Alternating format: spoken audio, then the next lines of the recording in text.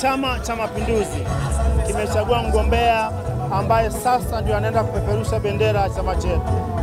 Mimi kama baadhi ya wagombea, watu ambao niliingia kwenye kinyang'anyiro kugombea urais ndani ya Chama cha Mapinduzi, mchakato umeisha salama. Tumempongeza ndugu John Pombe Magufuli, nimefurahishwa na ushindi wake, na sasa majeshi yote, vijana wote nchi nzima ambao walikuwa wananiunga mkono, akina mama, vijana, majeshi hayo yote yanaenda kumuunga mkono John Pombe Magufuli. La pili, washabiki wote ambao walikuwa wananiunga mkono ndani ya Tanzania bara na visiwani, ambao ni wapenzi wa CCM, hata kama sio wanachama wa CCM, sasa muda umefika wa kumuunga mkono John Pombe Magufuli.